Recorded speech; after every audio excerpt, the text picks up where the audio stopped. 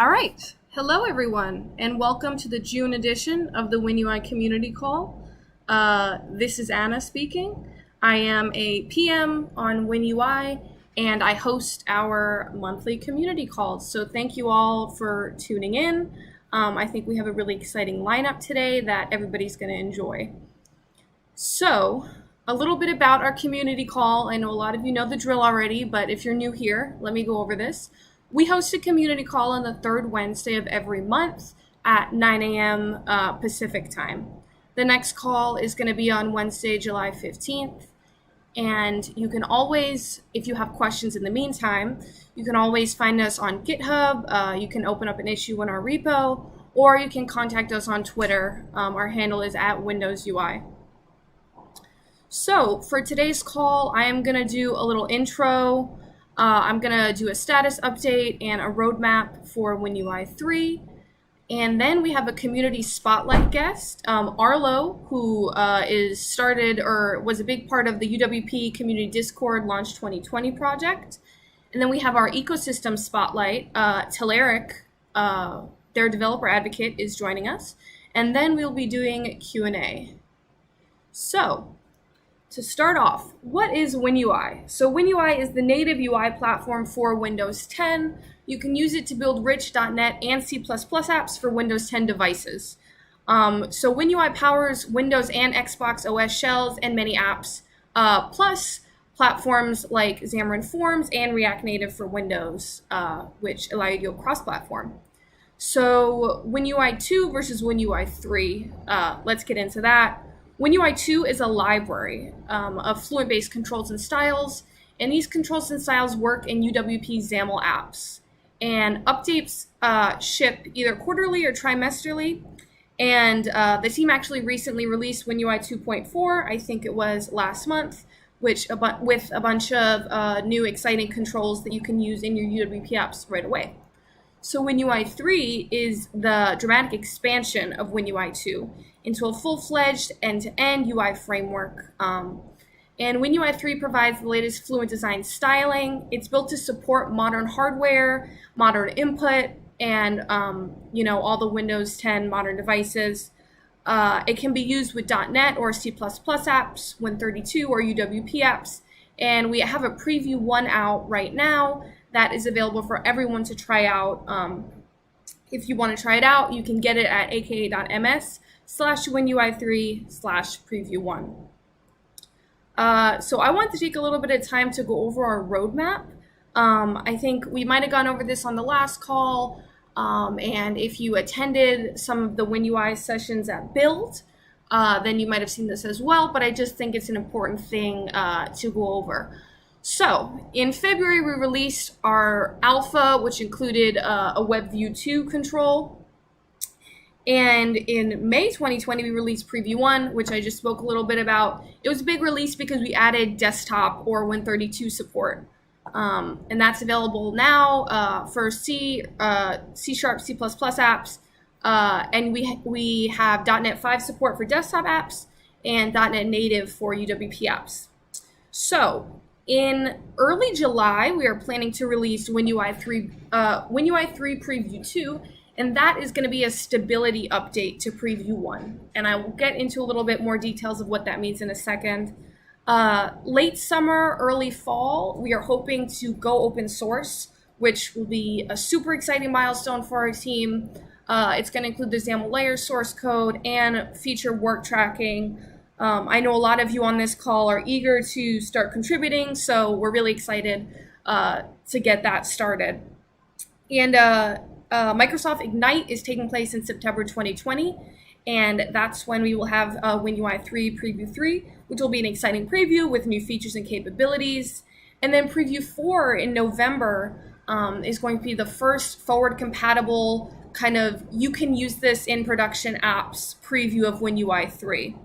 And then Preview 5 in 2021,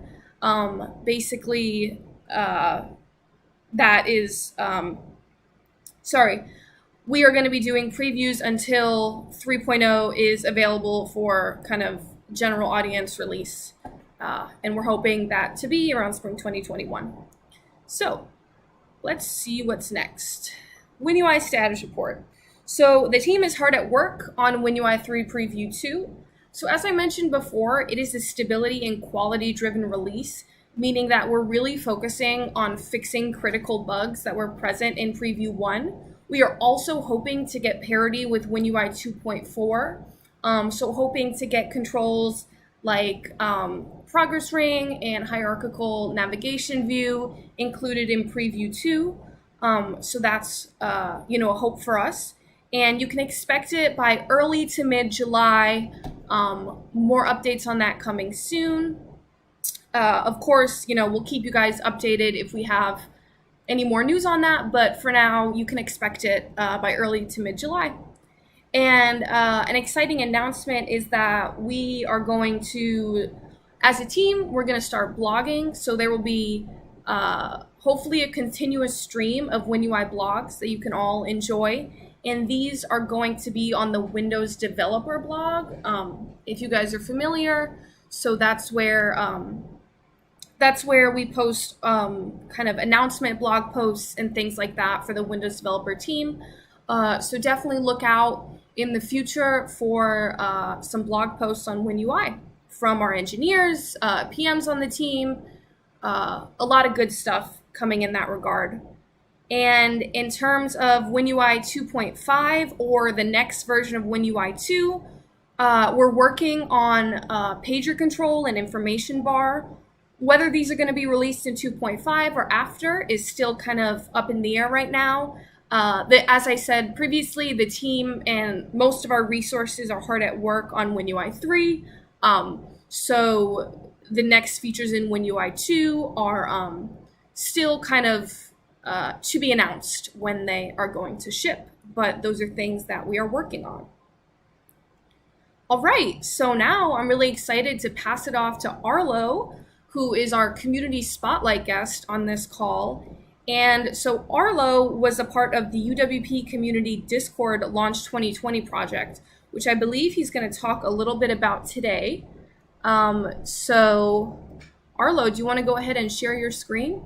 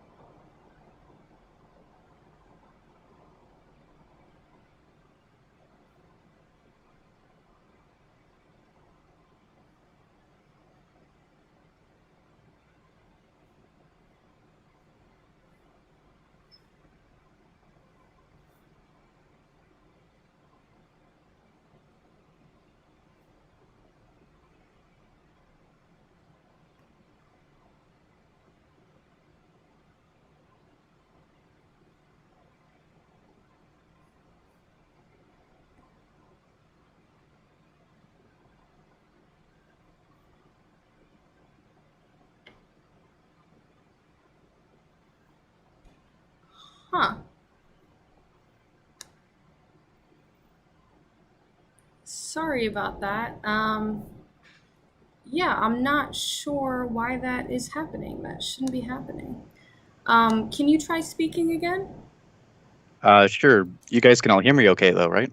Yeah, we can hear you on the Teams call, but it might just be an issue with the streaming service. Um, can anyone in the YouTube comments let us know if you can hear Arlo better now? Savoy, would you mind checking that out? I'm asking if anyone's able to hear me. They're a minute behind us, so Ah, okay. So let's you just know wait what? a Anna, second. your software OBS just came up on screen here. Right, yeah, that's me trying to fix it. Okay, they're saying it's fixed. Arlo, if you Awesome. wouldn't mind Is jumping it? back to the start of your section, I'm sure everyone would love to hear what you had to say. Ah, so sorry Did about nobody that. catch that first half? No one was able to hear you. Okay, well, from the top then. Sorry about that, everyone. So, I am Arlo. I'm an admin and community leader in the UWP community Discord. Uh, I often act as a developer advocate on various social media platforms for UWP, and I uh, coordinate the Launch 2020 event. And the Launch 2020 event the launch event is actually a yearly event that we do, where developers in the community will collaborate together to either create something new or revamp an old project. And they kind of take advantage of the nature of Discord, where it's very we highly encourage collaboration in the core of how everything works. So uh, when somebody joins the Discord server, they could be a developer or an enthusiast or just a user, and they can give feedback to other developers that are in the server, or they can help translate an app, or they can beta test something, among a few other things. And so Launch 2020 is kind of the culmination of what we have managed to do with that tooling that we have with Discord. So what you see on screen here is the launch icons. So all of the icons that we launched this year, kind of done in a 3D format, thanks to one of our community members. His name is in the credits on the article. So one of the first one. So I accidentally skipped slides here. My bad. But I may as well talk about this one. So this is one of those where there wasn't really a tool for this sort of thing, and especially there wasn't one that was done with a modern UI. So if you would find, so this is ChapterFire, and ChapterFire allows you to take podcasts and add metadata. So you can add chapters, add URLs, images, etc. And this is just kind of a tool that somebody created to to kind of expedite the entire process. So another app I'd like to point out. So I'm not going to be able to go through all of the apps because I don't have time, especially after we had to restart. But so let's see. Another one I'd like to go over, one that's especially exciting for me was, well, there's two. So Files UWP is a UWP version of the File Explorer that's built into Windows. And you can kind of think of this as a proof of concept brought to life.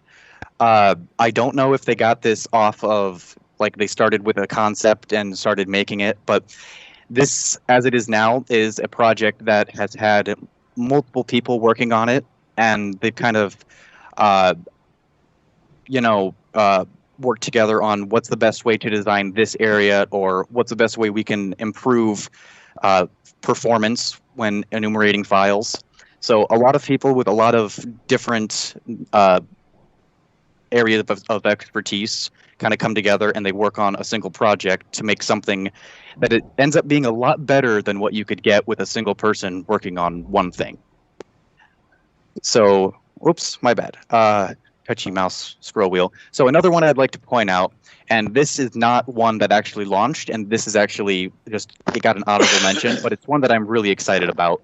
And this is a collection of screenshots from Dynamic Shell. So if you followed news about Windows on ARM, you'll know that Lumia, you can sideload, or you can install Windows on ARM on your old Windows phones. And there is an app called Mobile Shell that makes it mobile friendly, pretty much. Dynamic Shell is made by the same person, and he plans on taking this 10 steps further. And at this point, it's pretty much a collection of smaller projects that are going to come together later.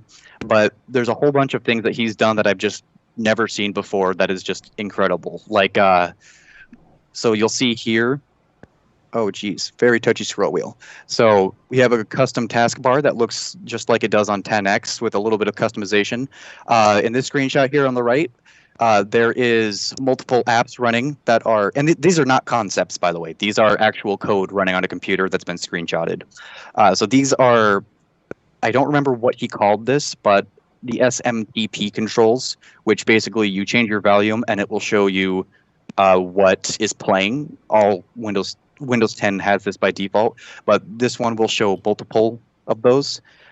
There's another project that moves, it lets you customize where notifications will show on screen, which you can see on the left here on the screenshot.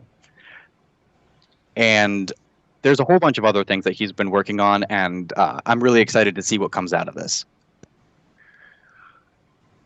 So let's see. There's probably another app. So to give an example of, so that's one of those apps that people will kind of take on their own and they'll just run with it and do all the fun stuff that they can. And then Files UWP is one of those that people work together on. So those are some more serious apps. But then there are apps that are more made just for fun, like Yugen Mosaic. And this is a very simple app, and where you take a single image and give it a whole bunch of other images, and it will recreate that first master image using all of the other images you gave it. And it creates a mosaic of images. And I don't think there was an alternative for this as far as I know. And so this is definitely one of those projects that's like, it's fun and it's useful for people who might want to make a mosaic on the side, like say school teachers or whomever. So how much time do I have left? Take about 5 minutes if you need it. I know you had to kind of restart. Right. So I guess I can wrap up a little bit then. So, like I said, in the Discord server. So we also launched one more thing. Here it is.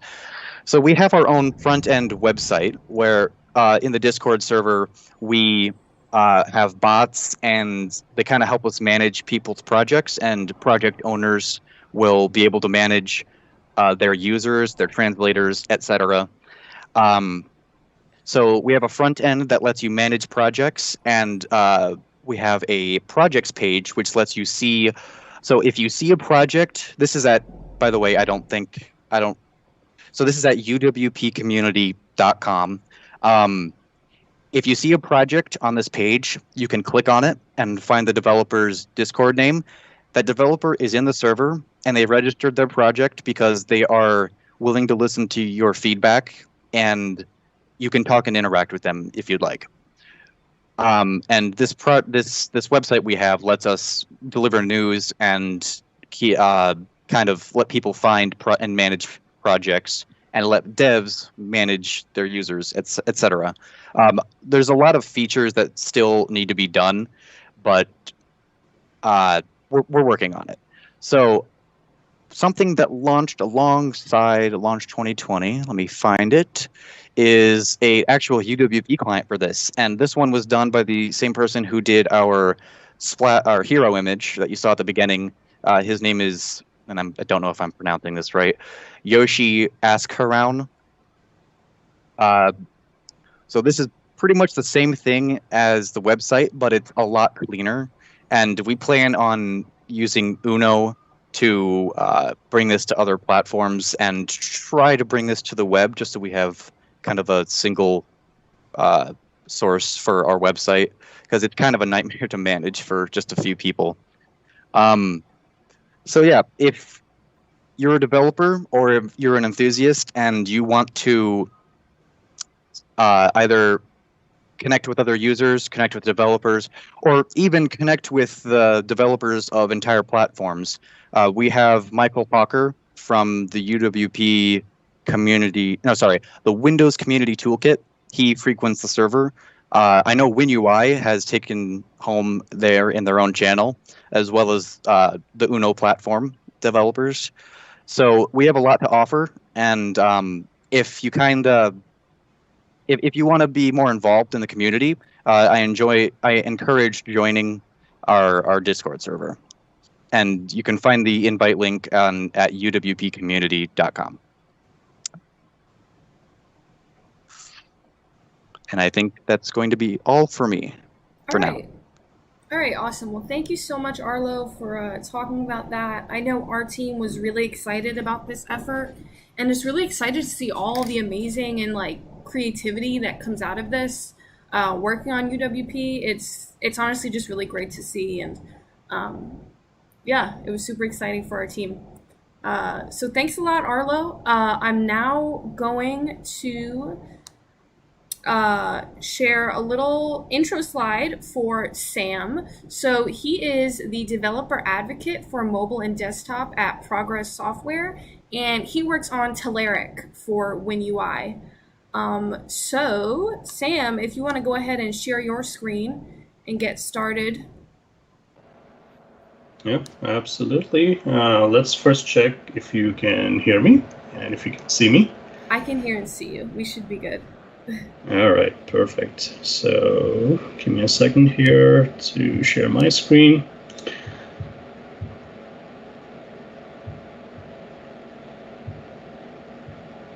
Okay, hopefully you are seeing my screen. I'm going to move this little call window off my main screen here and go full screen. Okay, so thank you, Anna, Ryan, and Savoy for having me on here. This is fun. I am Sam Basu. I am a developer advocate here at Progress Software, and Telerik is one of the things that we make, and I work on a lot of our tooling. So good morning if you're joining us from the West Coast in the Americas. Good afternoon, good evening. For East Coast, I'm actually in Pennsylvania, or rest of the world. So good to see you. Good to have you all here.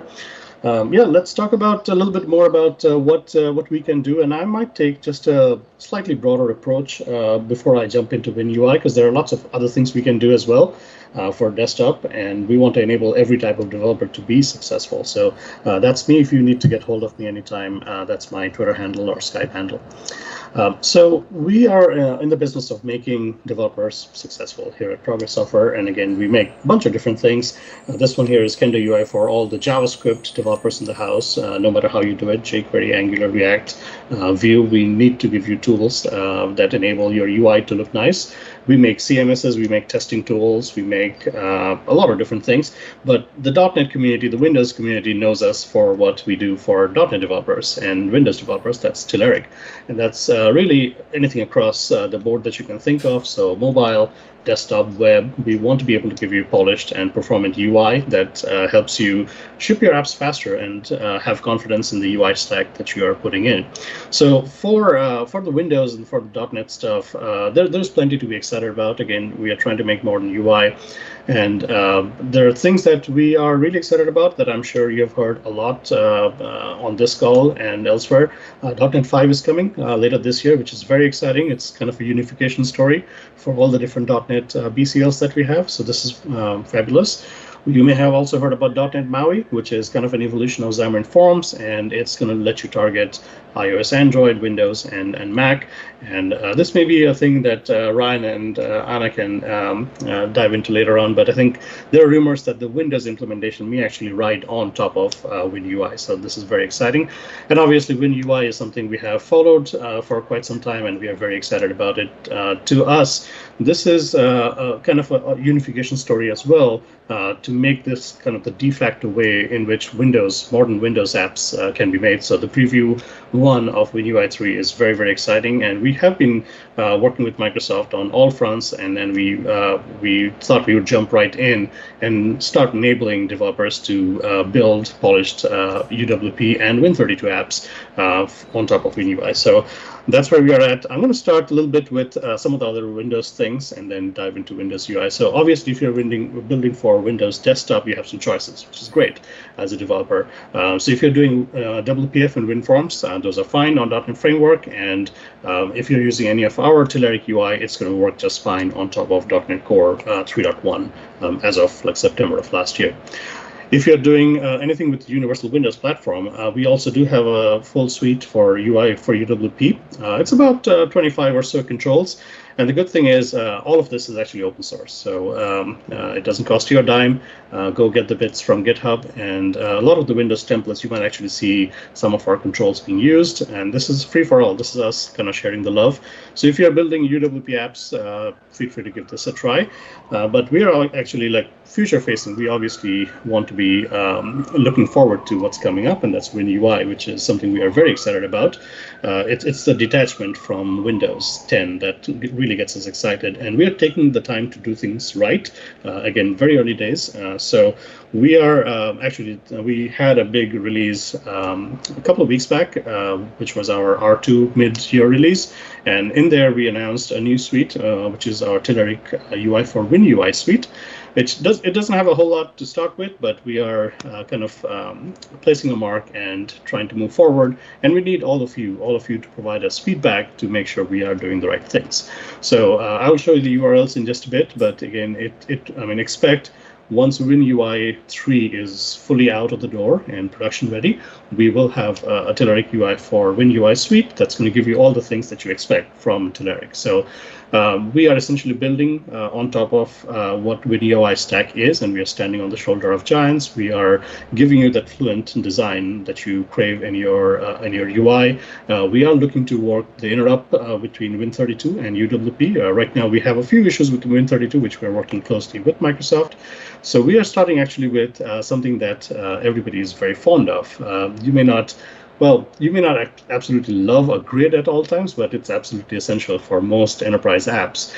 So we are, like, when you think about like Telerik, we are known for grids and charts and graphs, and that's kind of what we are bringing to the table. We're starting with the data grid. Now, keep in mind, we did actually have a very full-featured grid for UWP, but we are choosing to not reuse that and kind of start from scratch. So we are using all of the native UI that's baked into WinUI and moving forward, aiming at WinUI and then crossing the interop when we get to. So you do have a data grid to start off with, and it comes with all of the things that you expect out of the box. So sorting, filtering, grouping, obviously different ways of binding things, commanding support if you want to use any MVVM framework as a XAML developer, aggregate support, different types of ways to select and edit the content in your grid, and validations. Another thing we are known for is UI virtualization. So if you bind your grid to 100,000 or 1,000,000 records, which you should not on the client side, but if you do, we want to make sure the UI kind of stops itself from like shooting yourself in the foot. So we are careful like how we bind. We bind like X number of records ahead, so we're not really bogging down the UI thread.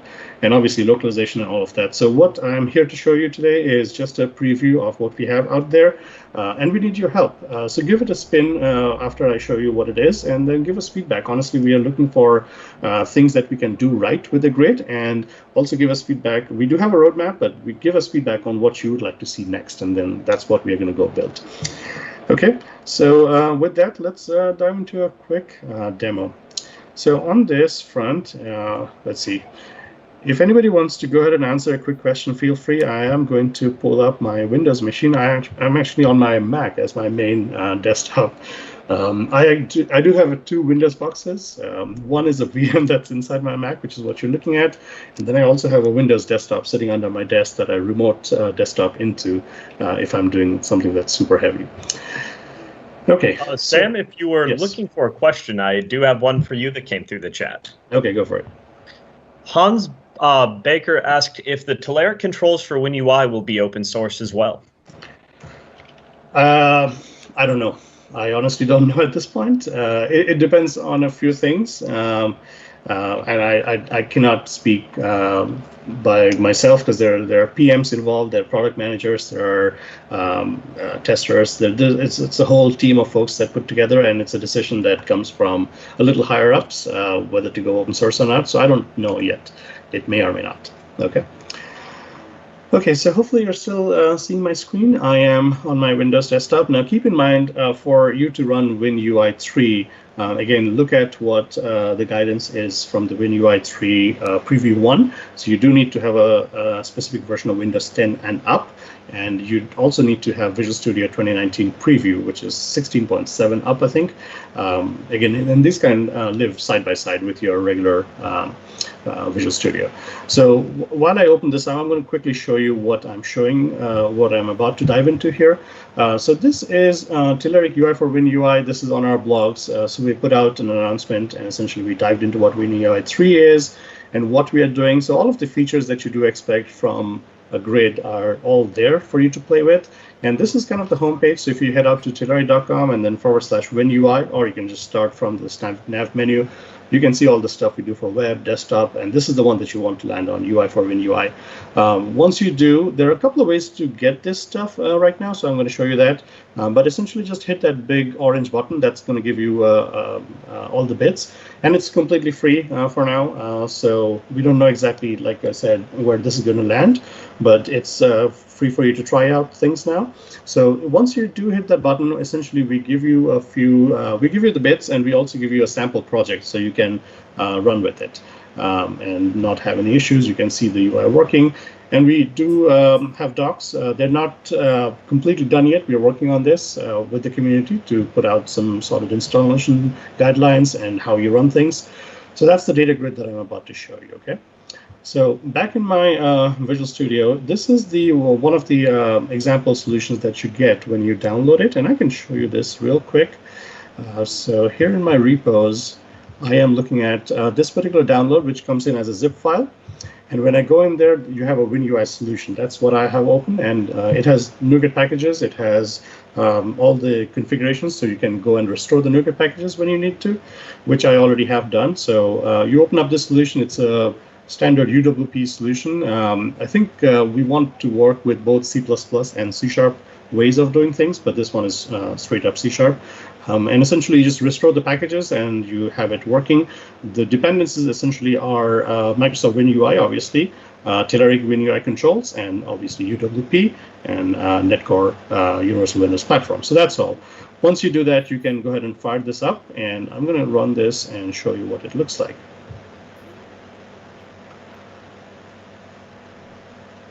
Okay, so this is coming up as a UWP application here. It's telling you, hey, it's preview, give us feedback. Note this URL, by the way, folks. If you have any issues, or if you just want to see a new feature in a grid, or if you want us to work on a chart or a graph that you really, really want, tell us right here on that email, and then we'll get with the product teams and try to make it work. Excuse me. Okay, so this is the app, and I'm going to go in my settings here real quick just to show you there are a few things we do support out of the box. There is a support for your light themes and your dark themes, so you can switch. And once I go back to this, I can start with any particular example here. This looks just like a regular grid, and it is very performant, as you can see, and it data binds to some data that's already inbuilt in the solution itself, so it's not pulling down from anywhere right now. But these are things for you to play with. So filtering, sorting, all of those things are right there.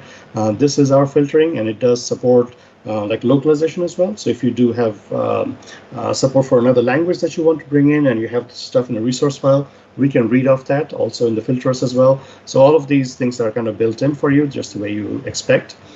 Then if I go back here, actually let me keep the grid open and check out the stuff for dark mode. So how everything just kind of goes dark, if that's kind of what you want to do to give your users that flexibility. It's nice. I prefer to be on the light theme, so I'll stick there. Other things you can do is there's a sales dashboard, flight search. Let me talk about selections here. So you can select any number of rows. You can click and drag, or you can select individual cells. All that's fine. We can copy stuff out of it. And then if I go into edits, you'll see some of the different edit modes that we have. And again, just with any other grids, you can write edits on a per row basis back to your data source, or you can do like a batch edit. All of that is good. And we do have support for different ways of doing things. So let me see if this is working. Okay, so simple text, obviously, if you have like numeric counters, we can do that. Checkboxes, obviously. I don't think this one actually has a drop down, but you can obviously data bind to a collection, and then you can choose from a drop down. So edits are completely baked in. However, your data source does support it. Let's see, filtering, grouping. Grouping you kind of understand. So things are grouped, obviously, by whatever column you can pick. So these are essentially just features of the grid, which sound kind of done deal in 2020, but these are, again, things that take time to work from scratch, and that's what we have going for you. And then the aggregates thing is also working. So if you want to like kind of summarize or add things from a certain column, like this one is like the total freight weight or total of all the orders, you can do that as well. So again, this is all here. You can customize things like once you open up a grid, like, do you want to see all the headers? Do you want to see the colors? Do you want to see any of the lines? You can kind of format all of that. So again, this is just our first attempt to get things done right, and all of this code is also out here. So if I go back in here, this solution, everything else is kind of MVVM in a format of MVVM design pattern, and everything that I showed you, all of the grid, different types of examples are also right here. That was the first look, and everything in there is, there's an example XAML, which is essentially just a bunch of XAML with some visual states, and essentially that Telerik RAD data grid. That's what's doing the binding, and that's what's making the UI light up once you do put it in an app. So right now we do only work with UWP. Again, we are working closely with Microsoft to make sure this works seamlessly with Win32 as well, with in or out. And I think yeah, everything else is pretty much code here that anybody can just kind of dive in and check out the code. I want to go back to the slides and maybe wrap things up a little bit here. Let's go back here.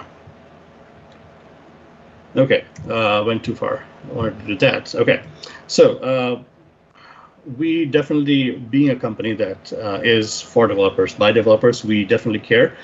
So again, check out the docs. If we are missing something, please let us know. Check out the demos. And that URL, feedback.telerik.com, I think it's like /WinUI, that takes you to that specific product. So please try it out, the grid, in any other application that you're building, proof of concept. Try to bind it to your data sources, to your web services, however you're pulling data. Try out the UI virtualization and all of the features and make sure it's working, and then tell us the next things we can build for you. I'm going to end with a couple of slides that I always do like. This is a Microsoft slide, I believe. These are, again, trying times for everybody this year. And as Satya Nadella and everybody likes to say, like, we software developers have a lot of power. Let's make the world a better place. And you also see a lot of like calls for social justice. So in our community, in our industry, I think we can all make it more welcoming and inviting for everybody to come in and be successful. So that's all I had. I am going to stop here, and I am not looking at chat right now because I'm sharing my screen, but Savah and Anna, tell me if there are any questions I can answer. All right. Yeah, thank you so much, Sam. We are going to get into the Q&A now, but I just wanted to give a quick thank you and let you know how exciting it is. You know, I am the PM for DataGrid in WinUI, and definitely, you know, great to see all the stuff that the DataGrid does in Telerik. Yeah, Just awesome to see. Thanks a lot. Yep, we're excited. I am going to hand it off to Savoy now, who I believe is going to be moderating some questions for us. Sure, let me just get my camera turned on here. All right. Hi, everyone. I hope it's as sunny for you as it is for me. We'll be diving into some Q&A with our team and our guests today. I always love to open up with questions for the guests first, since they aren't able to be here every month like we are. So Sam, I found a few more for you in the chat. Thank you for answering the one earlier. Another that was asked was so Telerik controls, are they developed in C++/WinRT for better performance? It seems some may have been developed using C#. And that comes from Anitha V. Any insights you can share there? Yeah, and like I said, these are early days. So essentially the grid that you see right now, that is C#. But having said that, like some of the controls that you see once I go into edit mode, those are still WinUI controls, which we want to actually swap out for our controls. And when we get down to the lowest level, I agree, like C++ gives us more performance. So we are going to swap those things out. And any other controls moving forward, it's a mixed bag. Again, I can't speak for all of our engineering. Some may be C++, some may be C#. But again, performance and polish is kind of top of our minds. So we want to do the right thing.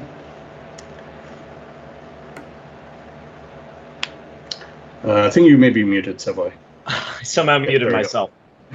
Awesome. So we had another one just come in for you from Terry Cox, who's asking, does Telerik have a WinUI tree view? Tree view, we do not yet, but this is the perfect opportunity to give us feedback. So feedback.telerik.com or that URL that I had shared, the email that I had shared, tell us what you would like to do. We do have tree views for just about everything else we do, so I can't see why we would not. So for all of our web stuff, Xamarin Forms, WPF Win Forms, we have tree views everywhere. So I would be very surprised if we actually do not make a tree view for WinUI. Awesome. And so another question that is, I won't be able to list who it came from yet since YouTube is freaking out on me. I'll relaunch that. But they were asking what it's like working on these controls. How much time goes into performance improvements, especially on complex controls like data grid? And it came from James Croft. Okay, this is a loaded question, and the simple answer is a lot of effort.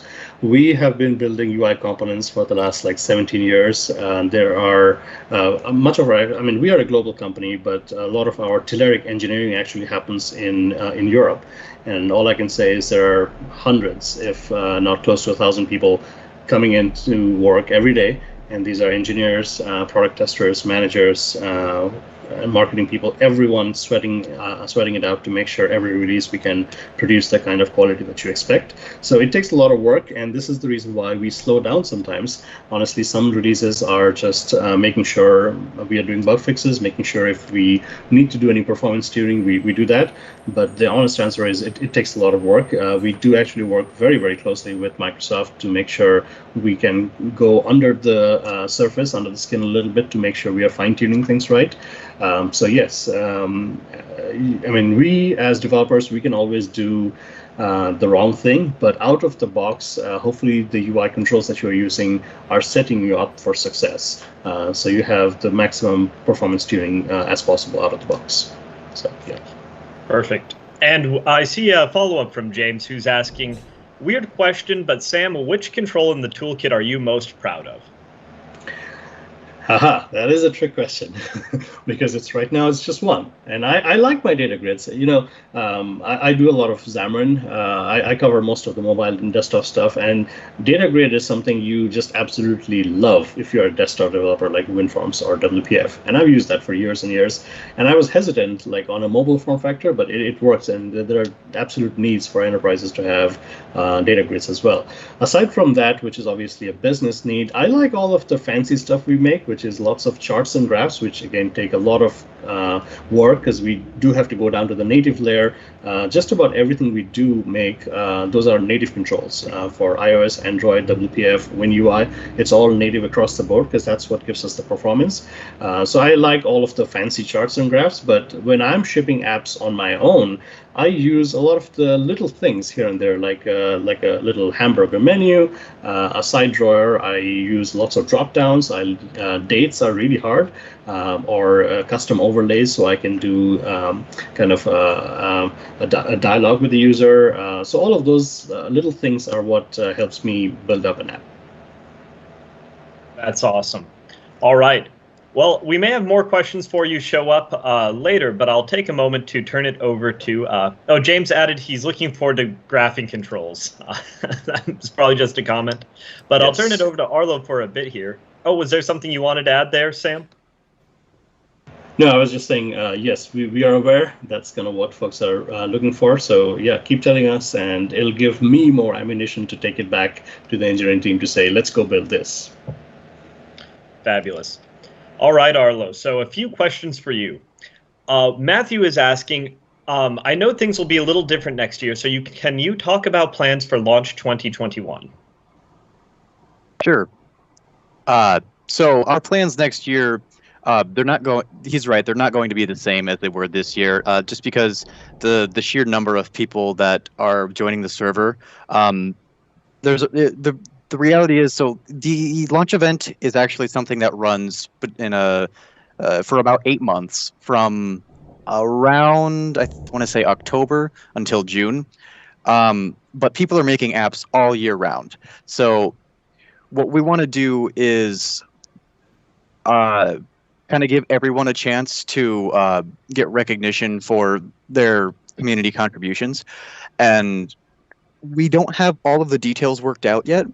It's something that we're doing behind the scenes, but we're thinking kind of like a contest type of thing. This year was not a contest. I know there was a news article that said it was, but it was not. So we're thinking having maybe a contest where some trusted members of the community or people from Microsoft will judge apps based on design, code cleanliness, stuff like that, and just kind of compile like a best of that came out of the community for the year. And then all of the apps that kind of slip under the radar, we're going to do something similar to what we did and this year for like the normal event, and kind of try to write about as many as we can. But again, the details are kind of up in the air at this point because they're still being planned. And yeah, that's all for now. Fabulous. All right, Stephen, I have a few questions for you here on the topic of Win2D. They're all kind of related. Generally, if you're able to speak about if there's an ETA or official preview plan for Win2D targeting WinUI 3, as well as how that'll play into composition effects, canvas control, and what's the other one here? And whether there are plans to enable support for more composition pipelines within WinUI 3. The community would love to hear more on this topic. Yeah, thanks, Savoy. So we are currently working on it. It just started like last week. We don't have an ETA of when that'll be done. And we aren't anticipating anything to not work. So there should be parity from Win2D, when I was working on Windows XAML, as it is with WinUI. So with that being said, like all those no composition attributes, I would imagine it's going to have the same behavior. So if there's something that you're looking for Win2D, I would recommend go filing an issue on their GitHub repo for that. Awesome. Thanks, Stephen. All right, so this next question, I'll turn over to Mike. Mike, Sergio is asking, when do you expect rich edit box control will be made available in a WinUI 3 preview?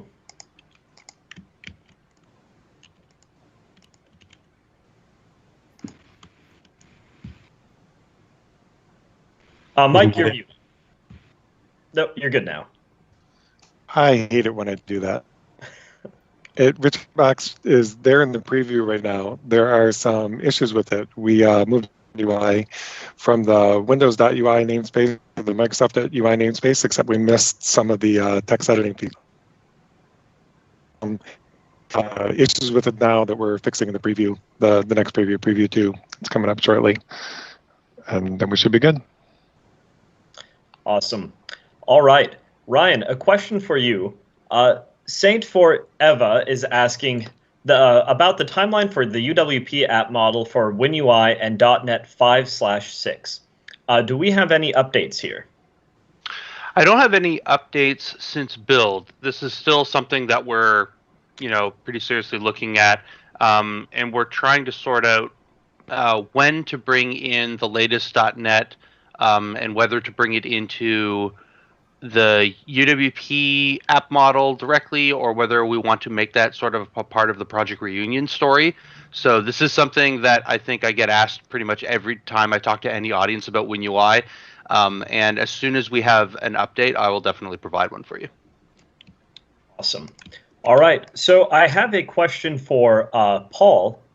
Paul Z-Al-Aid is asking, what was the reason for the shift from squared off corners to rounded corners in WinUI controls?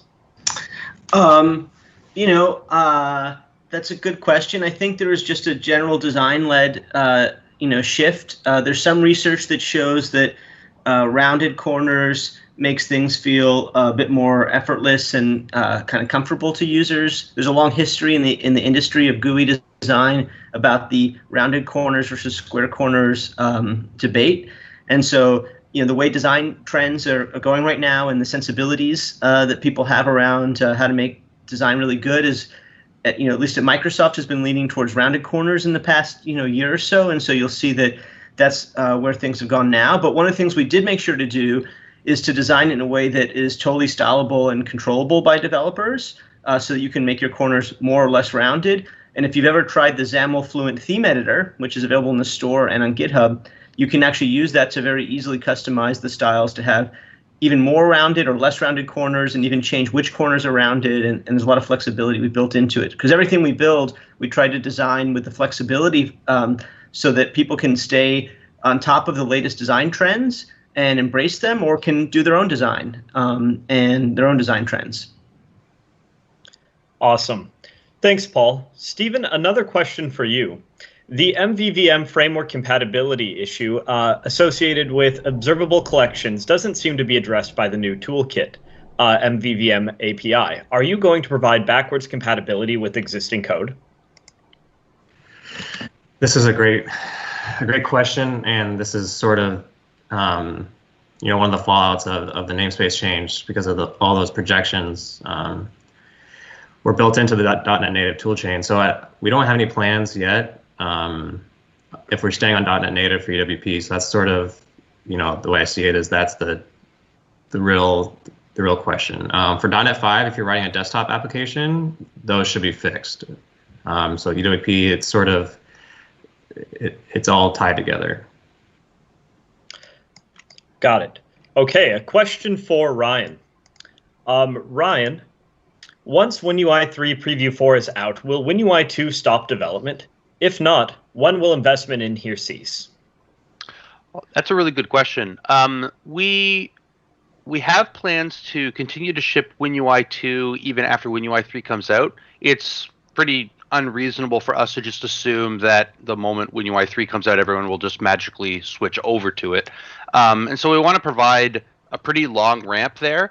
So we'll continue to add whatever it is that whatever new development we do that is appropriate for WinUI 2. There's certain things that can't be put in WinUI 2, like, for example, improvements to text box or button. Those are things that really require WinUI 3.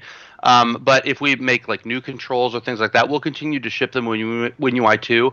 We haven't really settled exactly on how long we'll do that for, but my sort of guess at this point is probably for about a year. So I think that you'll see those things ship in parallel for a year-ish, something like that, and we may dial that up or down depending on need. Fabulous. All right, Anna, I'll couple two questions and send them your way. They're on the topic of education. Matthew is asking, what will the frequency of the blogs be? And Melong L is asking, will there be examples or demos of how an old Win32 app can utilize WinUI 3? Okay, sorry, for some reason, I was muted. Sorry, for some reason I can't turn my video on. But for the blogs question, we are aiming to have at least one blog post a month, so you can expect at least some new content for you to read every month. Maybe more than that if our team members have capacity and have things that they're excited to write about, but you can expect about once a month, probably starting in July. And could you just repeat the other question? Whether we'll be providing examples or demos of how an older Win32 app could use WinUI 3. Okay, so as of right now, I don't know of any plans for that specific scenario in the docs, but I am always looking for customer suggestions and community suggestions as to what you guys need in the docs. Because we're actively building WinUI, we're also actively building up our docs. So I'm definitely going to add that to my list of kind of doc ideas for the future. But it's definitely a scenario that will be covered in the docs eventually. But thank you for bringing that to my attention.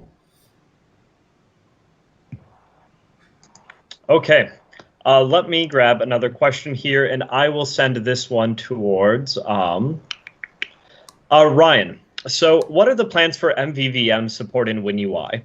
Many existing MVVM frameworks implement messaging, but they're mostly used one way and require additional messaging callbacks to return responses. Are there any plans to implement a message request response pattern so that messaging can return objects at the same point of request? Yeah, that's an interesting question. So the immediate answer is we don't have any plans right now. That's not something that we've really discussed much on our team. If that is something that you and other members of the community are really interested in, I think we should have that discussion, and we should probably discuss it on an issue on our repository. So I'd encourage to discuss it over there.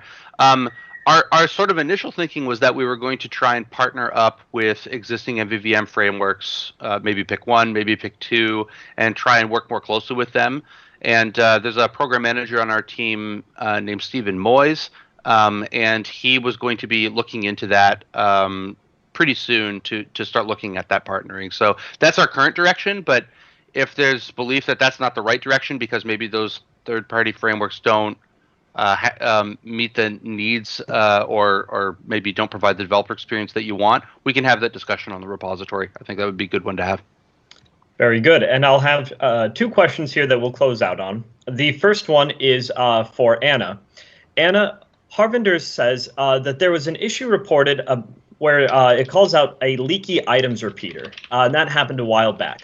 Given that other controls are being built on top of items repeater, I would have thought it would have been investigated further. I'd like to understand if there are plans to do so. I'm developing an app with items repeater, and the items repeater leak causes the app to run and consume memory.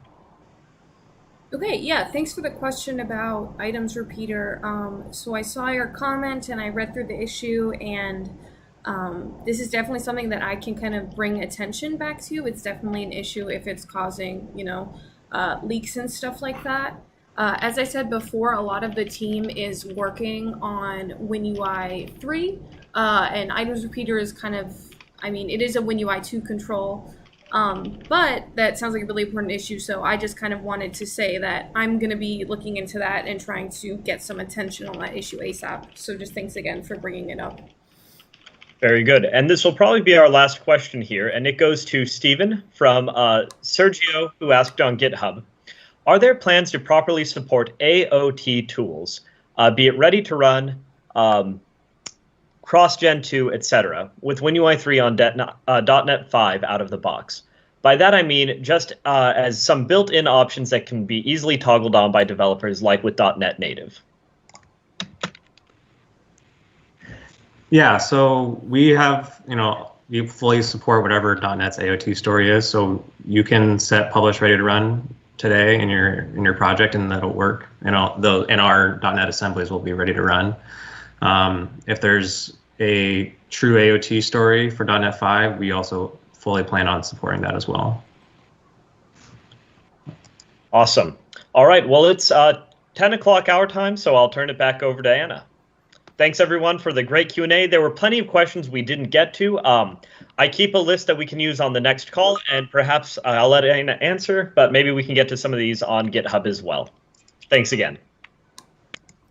All right, yeah. Thank you so much, Savoy, for moderating that Q&A. Thank you to everybody for tuning in and asking your questions. And of course, a big thanks to our presenters on the call, Arlo and Sam. You guys are awesome. Just really excited to see all the work you guys are doing. We love to see how involved, our partners and community are. It's just really great to see. So yeah, that's about it. I am going to play some outro music now, and I hope that everybody has a great rest of their day.